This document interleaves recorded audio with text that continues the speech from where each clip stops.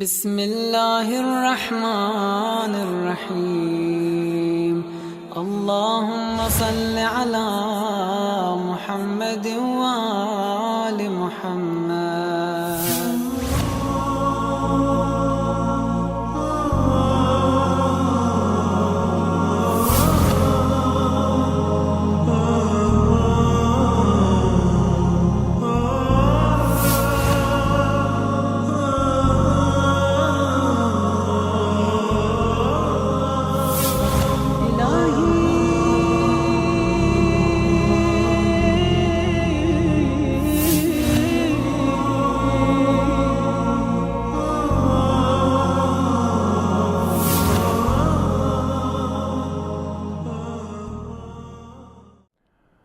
أعوذ بالله السميع العليم من الشيطان اللعين الرجيم. بسم الله الرحمن الرحيم. الحمد لله رب العالمين ولا حول ولا قوة إلا بالله العلي العظيم. وصلى الله على سيدنا محمد وآل بيته الطيبين الطاهرين. Mes chers frères et sœurs, assalamu alaikum wa rahmatullahi ta'ala wa barakatuh. Nous sommes dans le cadre de l'enseignement du dogme de la jurisprudence islamique, al-fiqh. Et nous avons commencé, mes chers frères et sœurs, si vous m'avez suivi, à parler effectivement de at-taqlid, l'imitation et les conditions de al-marji, c'est-à-dire que celui qu'on doit suivre réellement, et le jurisconsulte musulman, ces conditions, nous avons parlé de ces conditions. Et nous sommes arrivés, mes chers frères et sœurs, à ce thème lorsqu'on parle encore de at-taqlid, c'est-à-dire la troisième partie de at-taqlid, et l'imitation dans la jurisprudence islamique. Et c'est ce que vous avez suivi, que nous avons essayé de vous parler dans la première émission, que l'islam se partage, les points islamiques et les enseignements islamiques se partagent. Si vous nous avez suivi en trois parties. Nous avons la première partie qui est en réalité Usul-Din, la deuxième partie Furu-Din aussi. Nous avons aussi effectivement Al-Akhlaq que nous avons su essayer de vous expliquer dans la première émission.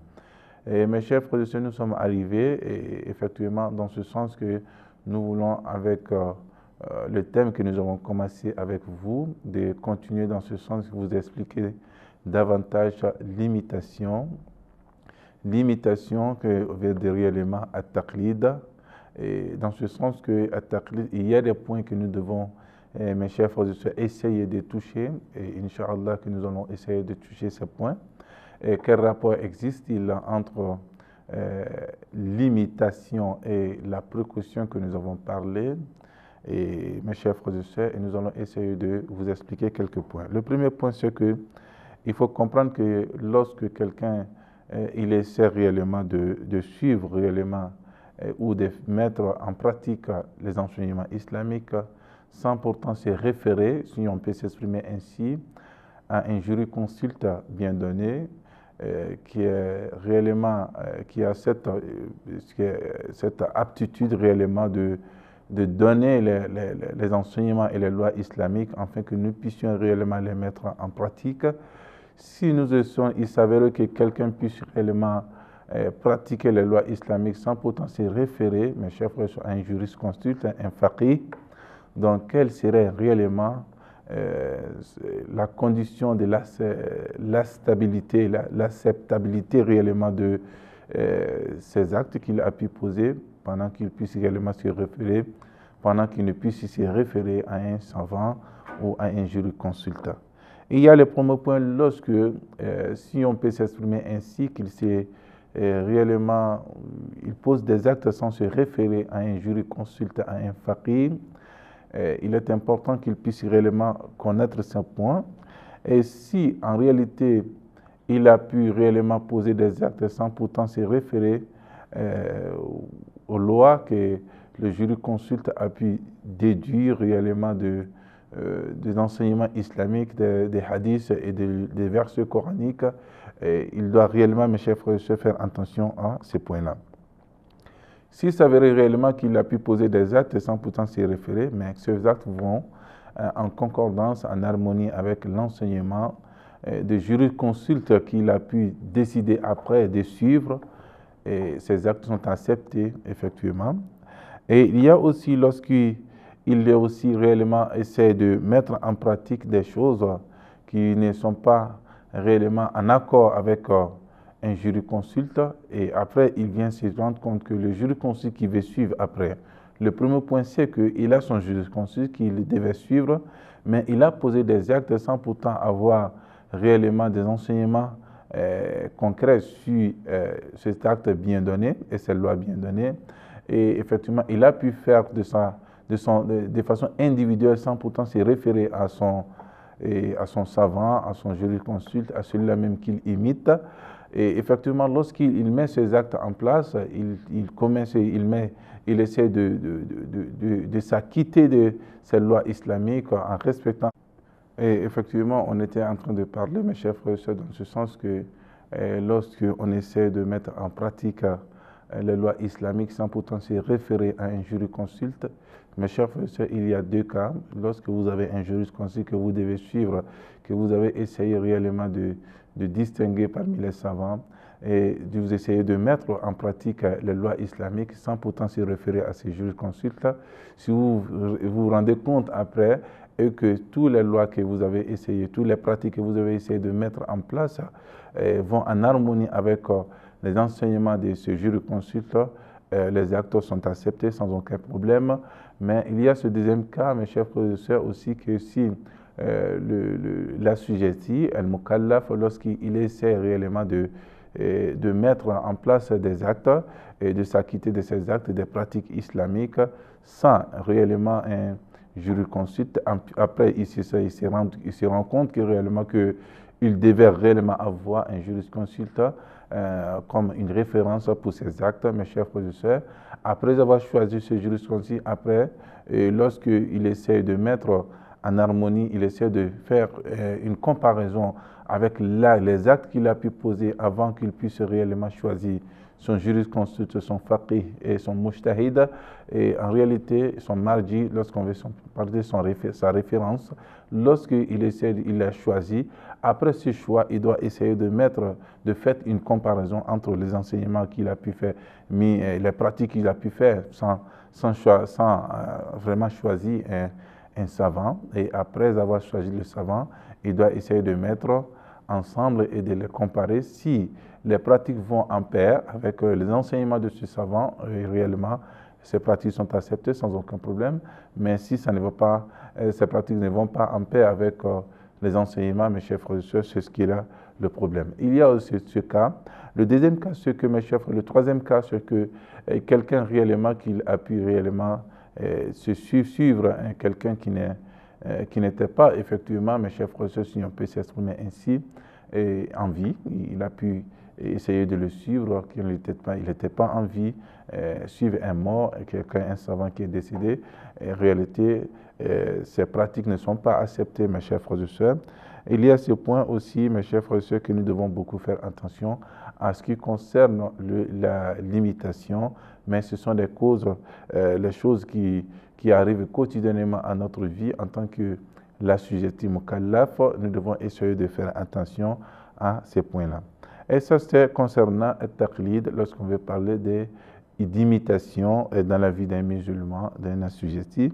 Il y a aussi, mes chers frères et sœurs, dans ce sens, lorsqu'on parle de la procuration dans la jurisprudence est très importante, mais en réalité, mes chers frères et sœurs, elle est à la fois importante et aussi complexe, mes chers frères et sœurs, parce que essayer de déterminer, ça demande un bagage intellectuel aussi très complexe, et en plus de cela, les pratiques deviennent encore plus compliquées pour nous, parce que, mes chers frères et sœurs, ça demande des hauts et des bas, et mes chers frères et sœurs, c'est pour cette raison il est plus demandé que de faire partie soit des muqallid et soit réellement des mujtahid, mes chers frères et sœurs, parce que lorsqu'on veut pratiquer, la procuration devient encore plus complice et plus compliquée pour nous. Et la procuration, mes chers frères et sœurs, c'est de s'acquitter réellement des actes, mes chers frères et sœurs, avec une certaine certitude pour ne pas qu'il y ait aucun doute en ce sens-là.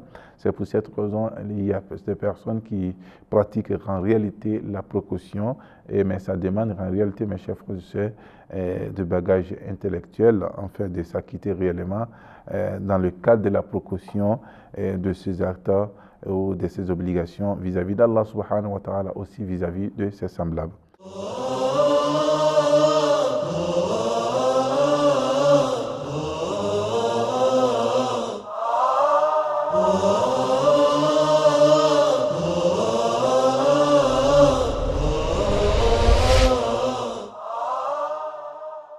Il y a ce point-là, mes chers frères et sœurs. Il y a des points que nous devons essayer de souligner à ce qui concerne la réalité dans le cadre, ce qui rentre dans le cadre de la précaution, mes chers frères et sœurs. Et si on parle de la précaution, c'est lorsque quelqu'un, en réalité, il essaie de réellement, il doute réellement si l'iqama, c'est-à-dire que l'appel de la prière, la préparation de rentrer dans la prière, qu'on appelle l'iqama. Mes chers frères et sœurs, si l'on doutait si cet iqama fait partie des obligations ou ne fait pas partie des obligations, ça fait partie des exemples de précautions que par précaution qu'on puisse réellement essayer de s'acquitter de l'iqama pour que nous ne puissions pas, si ça fait partie des obligations, on a pu réellement s'acquitter de cette obligation. Mais si ça fait partie aussi, ça ne fait pas partie des obligations, soit si c'est mustahab, c'est permissible ou méritoire, nous avons aussi effectivement des mérites. Donc, c'est l'exemple, mes chers frères et sœurs, dans le cadre de la précaution. Il y a aussi en réalité, mes chers frères et sœurs, si quelqu'un qui voyage, en réalité, il est en voyage, il se pose la question, en réalité, si le fait de raccourcir, soit de raccourcir la prière ou de faire la prière en réalité complète. Et effectivement, il y a ces points, il se pose la question. Par précaution, il est demandé de faire la prière raccourcie, c'est-à-dire si c'est 2 rakats si c'est 4 rakats, fait 2 rakats, et les 2 rakats et les 3 rakats restent. Si c'est 4 rakats, fait 2 rakats. Et c'est ce qui est là lorsque nous sommes en voyage avec des conditions aussi bien déterminées que nous allons essayer dans l'avenir citer. Dans ce sens, lorsque nous allons rentrer dans le cadre de l'enseignement de la prière et les pratiques de la prière. Il y a ces points, mes chers frères et sœurs, c'est important. Et lorsqu'il doute réellement s'il doit faire la prière complètement ou raccourcir la prière, et il est demandé par précaution qu'il puisse réellement faire les 2 rakats, et les 2 rakats d'abord, les prières raccourcies, et aussi après qu'il puisse faire aussi des prières aussi complète, c'est-à-dire il fait les 4 rakats et après les 2 rakats, avec bien sûr avec l'intention, si c'est dhuhr, la prière des crépuscules ou de midi, si c'est dhuhr, il doit aussi faire la prière des zuhr avec cette intention en faisant les 2 rakats en ce qui concerne les voyages et en faisant aussi les 4 rakats de façon complète parce qu'il doute entre ces deux. Et en ce sens, il pourrait quand même réellement s'acquitter réellement, mes chers frères et sœurs, de ses obligations entre ces temps. Si il s'agit de la prière raccourcie, il fait la prière raccourcie. Et s'il s'agit de la prière, mes chers frères et sœurs, complète, il s'est acquitté aussi de cette prière complète. C'est dans ce sens-là, mes chers frères et sœurs, lorsqu'on parle en réalité, la précaution aussi, mes chers frères et sœurs, lorsqu'on doute réellement qu'un acte est makruh ou haram, il est important, mes chers frères et sœurs, de ne pas pratiquer cet acte, de ne pas essayer de mettre en marche, de ne pas aussi pratiquer cet acte, mes chers frères et sœurs, dans ce sens que lorsqu'il s'agit de makruh, nous n'avons pas commis al-makruh, nous avons des mérites lorsqu'il s'agit de haram, et nous n'avons pas aussi commis le haram qui est l'interdit, mes chers frères et sœurs. Et donc, lorsqu'on veut parler, ce sont les exemples, mes chers frères et sœurs, de la précaution. Donc, avant de mettre en place cette précaution, il faut comprendre réellement l'ahkam, il faut savoir aussi un bagage effectivement intellectuel. Dans cette précaution, mes chers frères et sœurs, vous pouvez comprendre avec nous que la précaution, il y a différentes précautions lorsqu'on rentre dans le cadre des enseignements de la jurisprudence. Il y a la première précaution lorsqu'on parle, mes chers frères et sœurs, al-ihtiyat ou al-wajib, c'est-à-dire qu'en réalité, la précaution obligatoire. La précaution obligatoire, c'est la précaution qui se fait sans pourtant l'intervention d'un fatwa, d'un mujtahid, d'un savant, d'un jurisconsulte. Et c'est ce qui veut dire réellement la précaution, si on peut s'exprimer aussi, obligatoire. Et nous avons al-ihtiyat et l'istihbabi, ça veut dire que la précaution méritoire ou la précaution permissible en réalité. Et ce sont des précautions en réalité qui, dans le cadre que le fatwa de Mujtahid, le savant et le jurisconsulte intervient dans ce sens-là, mes chers frères et sœurs, et qu'on puisse réellement suivre ce fatwa et l'idéologie réellement de ce savant. Mes chers frères et sœurs, en réalité, c'est ce qui est le plus important. Il faut comprendre que l'ihtiyat est très importante dans la vie d'un musulman, mais ça demande en réalité, mes chers frères et sœurs, la vie et aussi un bagage intellectuel, mes chers frères et sœurs, avant de pratiquer la précaution. Ce qui est mieux pour nous, mes chers frères et sœurs, il n'y a aucun problème.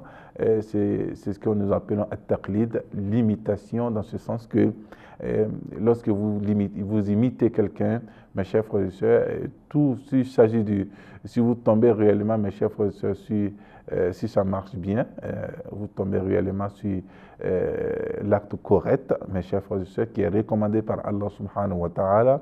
Vous avez les mérites, et le savant qui a donné al-fatwa, il a aussi les mérites. Et dans ce sens aussi encore, si vous tombez réellement dans une erreur, en réalité, le savant, il a un mérite aussi, mais l'erreur que vous avez commise, en réalité, n'est pas aussi un interdit, n'aura pas de salaire aussi des effets négatifs sur votre rétribution et sera accepté par Allah subhanahu wa ta'ala. Et lorsqu'il s'agit de la prière est acceptée. Lorsqu'il s'agit les jeûnes du mois de Ramadan, le jeûne du mois de Ramadan est accepté, etc. Mes chers frères et sœurs. Et c'est en ce sens que nous voulions réellement vous parler de at-taqlid, l'ihtiyat, aussi l'imitation et la précaution. Et sur ce, mes chers frères et sœurs, je vous dis assalamu alaikum wa rahmatullahi ta'ala wa barakatuh.